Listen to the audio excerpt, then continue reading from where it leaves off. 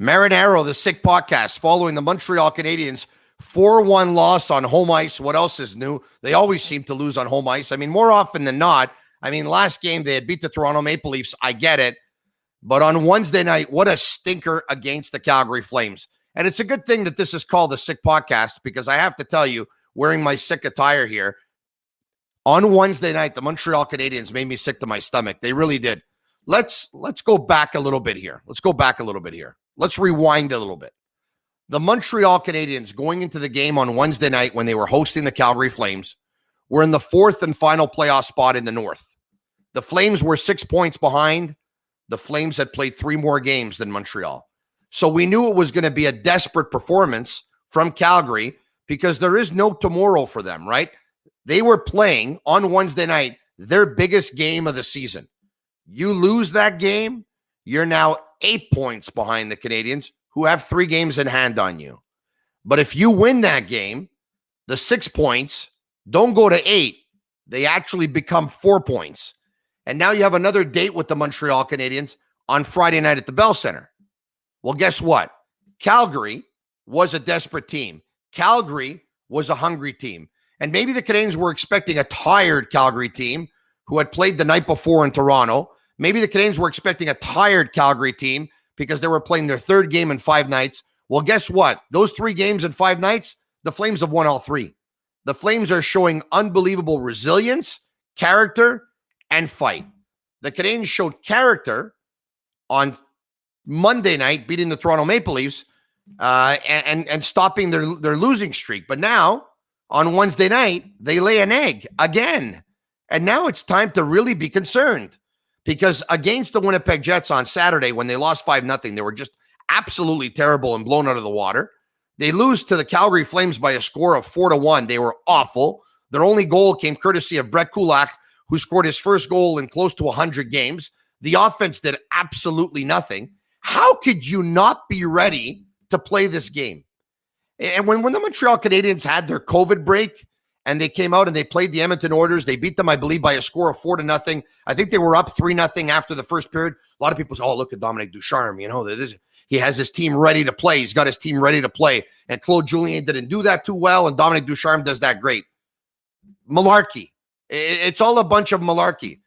Dominic Ducharme does not have this team better prepared to start hockey games than Claude Julien. As a matter of fact, if you were looking for results from Dominic Ducharme, they're not there yet. He's been behind the bench now as the head coach for 21 games. He's won 9. He's lost 12. I'm sorry, but when Marc Bergevin relieved Claude Julien of his duties, I'm sure if you would have told them then, hey, by the way, Mark, I want to tell you that in Ducharme's first 21 games, he's going to win 9 and he's going to lose 12. I'm sure Marc Bergevin wouldn't be happy with that.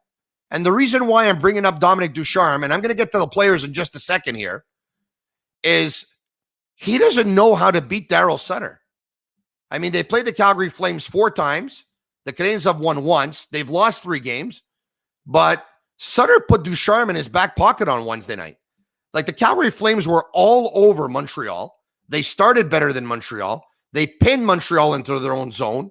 They were the aggressor. They didn't surrender their lead. They didn't give Montreal anything. They only gave the Canadiens a couple of power plays, which the Canadiens didn't score on either. They limited all the Montreal. They contained all the Montreal Canadiens forwards. None of them scored. In the faceoff circle, they absolutely destroyed the Canadiens players, who, by the way, Jesperi Kotkaniemi was 30%. Suzuki was 40%. Stahl was 45%. And Phil Deneau was 48%. They destroyed them in that category. Speaking of Suzuki, -3 on the night. He was a disaster. Toffoli at -3 was a disaster. They had Yoel Armia, who was -2. At one point, Ducharme took Armia away from Suzuki and Toffoli and put him with Deneau and Tatar. It didn't make things any better. But who showed up tonight? And this is what bothers me. You know, it's okay to lose a hockey game. Really, it is. It's not okay to lose a hockey game when you're playing your biggest hockey game of the season and you don't show up. How do you not show up? This is embarrassing. The guys cannot be let off the hook this time. No, enough is enough. And if the Montreal Canadiens fail to make the playoffs this year, and I maintain, and I said it and I maintain, that if you take a look at the team that lost to the Philadelphia Flyers in the offseason, and you take a look at what Marc Bergevin did from the offseason to now, he made a lot of good moves. He addressed his backup goaltender situation. He brought in Joel Edmondson on defense. He brought in John Merrill, who didn't play tonight, but you're going to see him eventually, on the weekend of the deadline. He brought in Josh Anderson at forward. He brought in Tyler Toffoli at forward. He brought in Corey Perry. A couple of weeks back, he acquired Eric Stahl. Marc Bergevin did the job. I told you that a couple of days ago. I'm going to tell you that again. But this time it's on the players. Embarrassing. You should be embarrassed. Who showed up to play tonight? Xavier Ouellet had 6 hits. He showed up to play tonight. With all due respect to him, he's an American Hockey League player. Alexander Romanov had 5 hits, and he had 3 block shots. He showed up to play tonight. Paul Byron had 6 hits in the hockey game. 6. Leading the way with Ouellet and leading the way with Josh Anderson. Now, if I tell you Josh Anderson had 6 hits, you're going to say, well, you know what? He's 6'3", he's 225 pounds. He's a big boy. He's a power forward. You would expect that. Paul Byron had 6 hits. I think he's 5'7", $180. Maybe not even. Maybe $170. Maybe not even. I don't even know his weight. It doesn't matter. He's the smallest guy on the team right now. So, you know what? Paul Byron, credit to you. You went out there and you competed. Josh Anderson, you didn't have any shots on goal, which there's no excuse for that. You did have your 6 hits. Ouellet, you had your 6 hits. Romanov, you had your 5 hits. But other than that, embarrassing. Embarrassing. Jesperi Kotkaniemi, 3 seconds shy of 16 minutes, did nothing. Nick Suzuki, 17-19, -3. Eric Stahl, Eric, I don't know what to tell you. I get it. You're 36 years old. Tonight, you really looked your age. Tonight, I wish the Montreal Canadiens would have had Jake Evans in the lineup and not Eric Stahl, and I'm going to take it a step further. Evans didn't deserve to be taken out of the lineup, and he deserves to go back in. And on Friday night, when they play the Calgary Flames at 6 o'clock at the Bell Center, Jake Evans has to go back in that lineup because the reason why he was taken out of the lineup had absolutely nothing to do with his play. It had everything to do with a young player who doesn't have a lot of notoriety, doesn't have a lot of power in that locker room, and it's the easy thing for him to do. The hard thing would have been for Dominic Ducharme to take a look at some of his guys, some of his high-profile names, and say, you know what? I'm not satisfied with your effort. You're not playing. So is he going to do that on Friday night? I doubt it. I really, really doubt it. He should, though. I mean, it's not like the Montreal Canadiens are going to fire Dominic Ducharme this season, right? So he has the power to do it. Heck, you know what? He doesn't have to worry about the repercussions. He might not even be the head coach next year anyway, because right now he's just the interim coach. But an off night for everyone. I talked to you about Suzuki -3, Stahl -1, Danault -1, Byron was -1. Mind you, I liked him. Tatar was -1. Yoel Armia was -2. Jeff Petrie was -2. Romanov was -1, and Edmondson was -1, and Ouellet was -1. And I know that Shea Weber was actually an even on the night, but I didn't like Shea Weber at all. Noah Hannafin opens the scoring, 3:58 into period number 1. He takes a big shot. I got to say, it was a rocket. He goes up 1-0. And Calgary goes up 1-0. They make it to the second period. 29 seconds into the second period. It's Mark Giordano from the blue line. It appears to deflect off of Byron's stick. It goes in. It beats Jake Allen. It's 2-0.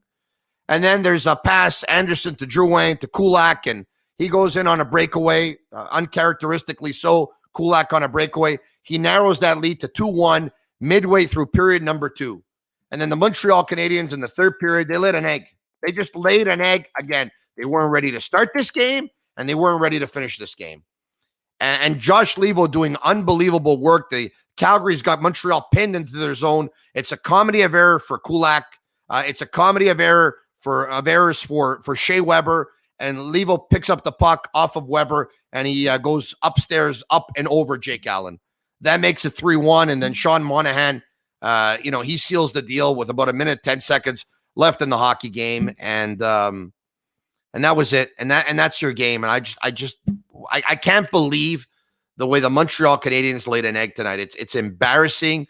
They should all be ashamed of themselves. I told you at one point the players have to assume responsibility here. I'm not going to change my mind. They have to assume responsibility. It's the Sick Podcast. Go to sportbuffshop.com for all of your officially licensed sports apparel and more. Use code SICK15 for 15% off on all of their items. And that includes even Montreal Canadiens gear if you want to pick up some Montreal Canadiens apparel after losing by a score of 4-1 to the Calgary Flames on Wednesday night at the Bell Center. And what is it about the Bell? Why are they so bad at the Bell Center? And why is it every year in the second half of the season, it's the same movie over and over and over and over again? I feel like I'm watching a Rocky movie every year, right? But I'm expecting Apollo Creed to beat the Russian, but he doesn't beat the Russian. As a matter of fact, it doesn't end well for Apollo Creed, but it's same thing. How have they not figured it out? And I'm telling you, I'm putting it on the players. And I know you're going to tell me, well, they're Marc Bergevin's players and it's his team. And you're right. You are right. But when the season started, they look really good. So what is it? Is it that they were fast out of the gates when the season started? There wasn't much of a training camp, 10 days, and then the season started and that's it? How do you not get ready for this hockey game tonight? How do you not get ready for this game? Dominic Ducharme, how do you not have your team ready for this hockey game tonight? How is it that when you coach against Daryl Sutter, the very defensive-minded coach, it looks like you have absolutely no idea how to penetrate the Calgary zone, how to enter the zone? Did you see the Canadiens on the power play tonight? It was terrible. It was terrible. No one wanted the puck. They kept on passing the puck back. The puck was a hot potato. They didn't know how to do a zone entry. They didn't know how to do anything. They were mystified. What do we do here? It's like the first time they ever played hockey together. They had no idea. They have 16 games left in their season, and if they make the playoffs, then that's the big time of the year, and it looks like they have no idea. Uninspired to play. They talk about having a players meeting on Saturday night where they talk to each other and they said what they had to say, and they said the real things. How could you say the real things on Saturday night and on Wednesday night, you're almost as bad as you were on Saturday? Now these terrible performances, now they're starting to get concerning. Shea Weber. I know he's an even player tonight, but my God. Shea, I mean, is this your best or what? Everyone talks about his leadership ability. Well, can you at least get the guys motivated to play, right? You're the captain, right? These things fall under, it's your responsibility too, right? To get the guys going, I guess, or the guys' responsibility to get themselves going. I'm telling you, once again, with the exception of a couple of guys who had a couple of hits, how is it possible that they played their most important game of the season and I didn't like anybody? How's it possible? They didn't know what to do on the power play. They didn't know what to do in the face-off circle. The offensive players didn't know how to shoot. They obviously didn't know how to score. The puck was a hot potato in their zone. They had no answer for Calgary's forecheck. They kept on giving away the puck. Jake Allen, whether it's his fault or it's not his fault, I don't care. At one point, I can't defend the guy forever either. Goalies, players, coaches, everyone, they're judged on wins and losses. He has a record of 1-4 during Carey Price's absence. And when Carey Price was there, he was delivering. And you know what I'm seeing right now?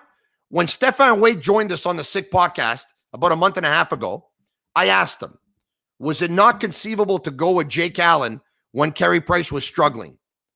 And he said, no, Allen could not be the number one because traditionally he's shown that when he's the number one, he can't handle it. And he plays better as a number two. So now Price is out with an injury. It's Allen's opportunity to step up. Jose Theodore went as far as predicting that during Carey Price's absence, that Jake Allen would steal the number one job. He's won one game out of 5 that he's played. No, listen, this team is playing bad hockey at the wrong time here. There is a worse time to play it. I get it. It's in the playoffs. But they better win on Friday night. Because the 6 points before Wednesday's game, 6-point lead they had on Calgary, which is now 4 points. If they win on Friday night, the Canadians do, then they're back to 6. They still got the 3 games in hand. And yes, they play in Calgary 3 times next week because they host Calgary on Friday. They host Ottawa on Saturday afternoon. 22 hours in between games, actually, even less than that, less than 20 by the time their game finishes versus Calgary. And then they go out west where they play the Edmonton Oilers twice in Edmonton, and then they play the Calgary Flames 3 times in Calgary. And those 3 games versus the Flames come in a 4-night span. They better win on Friday night. And as a matter of fact, they better win on Saturday night versus Ottawa. And as a matter of fact, they better win on Monday night versus the Edmonton Oilers. Because if the Canadians don't win all these games and they go to Calgary, and Calgary's going to be within a couple of points of the Montreal Canadiens, I wouldn't want to be the Canadians because I know this. Calgary knows how to play Montreal. Montreal doesn't know how to play Calgary. Marinaro, the Sick Podcast for MyBookie. It's just a reminder that this Saturday is the Ben Askren and Jake Paul boxing match. It's the fight that nobody asked for, but everyone can't stop talking about, and you won't want to miss out on it at mybookie.ag. You'll get a 2-to-1 payout with a MyBookie odds boost on Ben Askren to win the fight outright.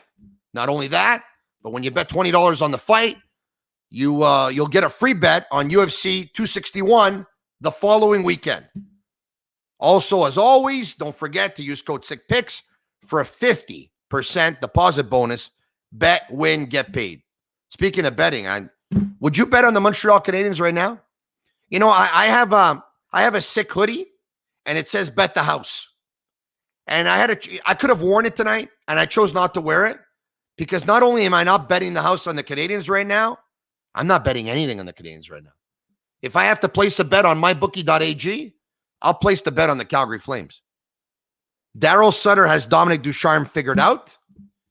Calgary has the right game plan against the Canadiens, and the Canadiens don't know how to adjust. They don't know how to adjust. They're being outcoached. They're being outplayed. They're being outworked. They're being out-hustled. They're being out-face-offed. They're being out-goaled. It's embarrassing. And I'm going to tell you this. I've been okay with the Canadiens this season, despite the ups and downs. I've been okay. I haven't got carried away. This team better make the playoffs. Because if this team doesn't make the playoffs, then you got to just make the team younger and you got to almost start all over again. Now, we're not there yet. They can still surprise us between now and the end of the year and maybe even surprise us in the playoffs. But Carey Price is not getting younger. Shea Weber's not getting younger. Jeff Petrie is not getting younger, and Petrie spoiled us. Because up until 4 weeks ago, we were talking about Jeff Petrie, and we were putting him in that conversation of Norris Trophy candidates. In the last 3-4 weeks, he's been terrible. Terrible.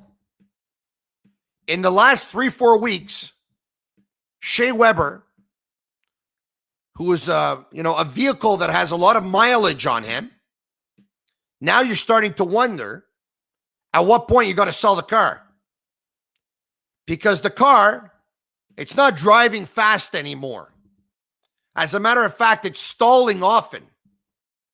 And even if you bring it in and you do a little maintenance on it, you change the oil, maybe you put in some new transmission oil, maybe you put in a new filter, maybe you change this, you change that, I don't know, maybe whatever. Well, then it runs well for, a week. And then it's not running well again. I'm concerned about Weber. Marc Bergevin knows the window is now. He'll never admit it, but he knows the window is now. This year for sure. Unfortunately, their inexperience at center ice, though, is really hurting them. Suzuki hasn't stepped up with regularity. Kotkaniemi hasn't stepped up with regularity. Eric Stahl has played one good game. It's not enough. But how long is that window going to be open? This year? Maybe next year? I don't want to talk to you about what I would do with Price and Weber if the Canadiens don't win this year and if they don't win next year. I don't want to get to that yet. That's for another show. It's the Sick Podcast. You can listen to us on all social media platforms, and you can watch us on Facebook and Instagram at the Sick Podcast. The only thing I'll tell you for now, the Canadiens 4-1 loss to Calgary was humiliating. It was embarrassing. It was pathetic. It was pathetic to play with no sense of urgency whatsoever. When you play for the Montreal Canadiens and you put on that jersey, there has to be a sense of pride, a sense of responsibility. You know how much tradition it comes with? I get the feeling now, that guys don't care whether they're a Montreal Canadian or not. And once that goes out the window, then it's over here. Then it's over. Guys, I've had enough of the excuses. Excuses are for losers. You better show up on Friday night, because if you don't and you lose on Friday versus the Calgary Flames, I'm telling you right now, when you go to Calgary the week after, they're going to be waiting for you. And unlike you guys, they're going to show up. And not only are they going to show up, they're going to eat you up and they're going to spit you out. Wake up.